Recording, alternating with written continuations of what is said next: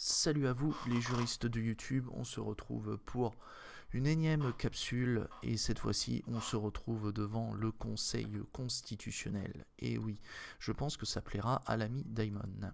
Oui. Voilà. Bon, du coup, de quoi on va parler avec notre cher Conseil constitutionnel? Eh ben, je vais vous dire ça dans quelques minutes quand je vais afficher le petit communiqué. Voilà. Alors, concrètement, le Conseil constitutionnel a été saisi donc, le 26 juillet 2022 donc, par le Conseil d'État concernant une question prioritaire de constitutionnalité sur la conformité aux droits et libertés que la Constitution garantit, mais pas pour n'importe quelle disposition, pour des dispositions qui concernent, qui sont prévues dans le Code de la consommation, et pas n'importe quelle disposition du Code de la consommation, parce que ces dispositions permettent à l'autorité administrative en charge de la concurrence et de la consommation de prendre des mesures pour faire cesser certaines pratiques commerciales frauduleuses commises à partir d'une interface en ligne, donc à partir d'un site internet, notamment, et voire même, je crois, d'une application.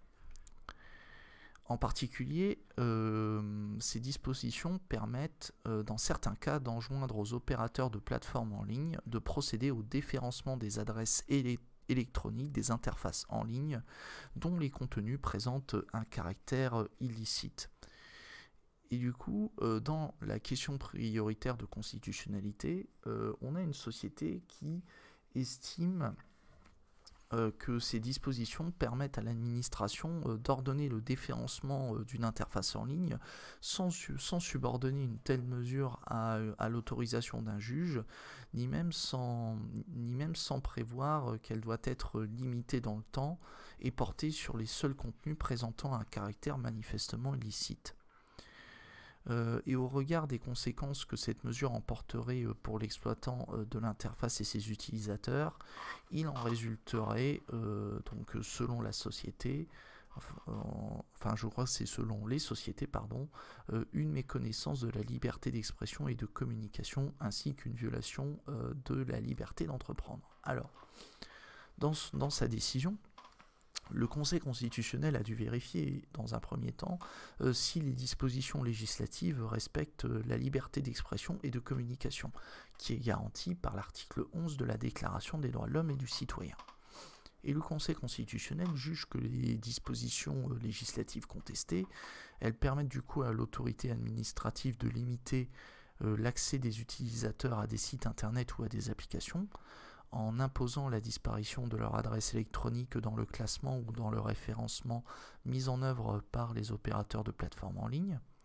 Et ce faisant, à première vue, ça porte atteinte à la liberté d'expression et de communication, mais pour autant, cet élément, ça ne suffit pas à caractériser une violation de la Constitution, parce que le Conseil constitutionnel juge en premier lieu qu'en adoptant ces dispositions législatives, le législateur a entendu renforcer la protection des consommateurs et assurer la loyauté des transactions commerciales en ligne, et il poursuit un intérêt général. En deuxième lieu, le Conseil constitutionnel note que la mesure de déréférencement ne s'applique qu'à des sites internet ou à des applications ayant les caractéristiques suivantes, à savoir des sites et applications qui sont exploités à des fins commerciales par un professionnel ou pour son compte, et à des sites internet ou applications qui permettent aux consommateurs d'accéder aux biens ou services qu'ils proposent. Et après, ces dispositions législatives, elles s'appliquent lorsqu'à partir de l'interface des sites et applications, certaines infractions auraient été constatées, à savoir des infractions punies d'au moins 2 ans d'emprisonnement et portant une atteinte grave à la loyauté des transactions ou à l'intérêt des consommateurs. Donc vous avez vu que ça concerne, que ces dispositions législatives, elles ne concernent pas tous les sites internet et les applications, et elles ne concernent que des interfaces où il a été constaté certains types d'infractions. Et on avait vu que que ces types d'infractions, bon, ben, on est quand même sur des infractions qui sont... il faut que sur l'interface, on ait une infraction qui soit punie d'au moins 2 ans d'emprisonnement, et il faut que l'infraction concerne une atteinte grave à la loyauté des transactions ou à l'intérêt des consommateurs. Et d'autre part, le Conseil constitutionnel relève que seuls peuvent faire l'objet d'un déréférencement les adresses électroniques des interfaces en ligne dont les contenus présentent un caractère manifestement illicite.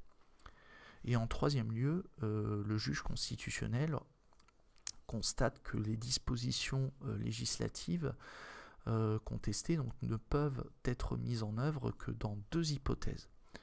Elles peuvent être mises en œuvre soit dans le cas où l'auteur de la pratique frauduleuse n'a pu être identifié, soit dans le cas où l'auteur n'a pas déféré à une injonction de mise en conformité qui a été prise après une procédure contradictoire. Et en plus, sachant que cette injonction de mise en conformité, elle peut être contestée devant le juge. Voilà. Donc concrètement, l'hypothèse du déréférencement du site internet on va dire l'hypothèse du déréférencement des adresses électroniques des interfaces, on a vu qu'elle est circonscrite à des hypothèses pas particulières. C'est dans le cas où l'auteur de l'infraction, enfin l'auteur de la pratique frauduleuse n'est pas identifié, ou lorsque l'auteur n'a pas respecté une mise en conformité. Voilà. Et en quatrième lieu, le Conseil constitutionnel remarque que le délai qui est fixé par l'autorité administrative pour procéder au déréférencement, il ne peut être inférieur à 48 heures. Et de plus, ce délai de 48 heures, il permet aux personnes intéressées, donc du coup aux gérants, alors potentiellement aux gérants de l'application, aux gérants de la plateforme en ligne, de contester utilement la décision de déréférencement, donc par la voie d'un recours en référé, donc sur le fondement des articles L521-1 et L521-2 du Code de justice administrative. Bon, vous reconnaissez ces 2 articles si vous suivez mes lives ou mes émissions. Ce sont les articles qui correspondent au référé suspension et au référé liberté. Et je rappelle que dans le cadre qu'un référé suspension, donc c'est une procédure qui est mobilisée quand une décision administrative, même de rejet, fait l'objet d'une requête en annulation ou en réformation, et que le juge des référés ordonne la suspension de l'exécution de cette décision ou certains de ses effets lorsque l'urgence le justifie et qu'il ait fait état d'un moyen propre à créer en l'état de l'instruction un doute sérieux quant à la légalité de la décision. Bon. Alors pour le résumer grossièrement dans le référé suspension, le juge va suspendre la décision administrative lorsqu'il y a urgence et qu'il y a un doute sérieux quant à la légalité de cette décision. Voilà. Et bien sûr, cette mesure de suspension, elle peut être prise même si la décision fait l'objet d'un recours en annulation ou en réformation. Réformation, c'est simplement on demande une modification de la décision administrative. Voilà. Donc ça correspond comment on appelle ça ? Ça correspond au référé suspension. Bon, veuillez m'excuser si vous entendez des bruits bizarres, c'est mon chien qui couine et qui fait de l'appel au jeu et qui embête le monde. Bon, et pour ce qui est du référé liberté. Donc je vous lis le texte tel quel.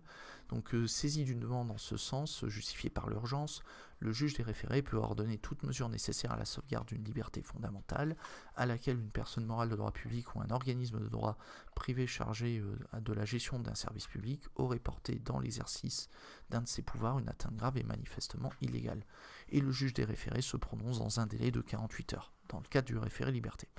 Bon, pour le résumer très grossièrement, le juge des référés liberté, c'est un juge qui prend toute mesure provisoire nécessaire pour préserver la sauvegarde, pour sauvegarder une liberté fondamentale à laquelle il y aurait eu une atteinte grave et manifestement illégale.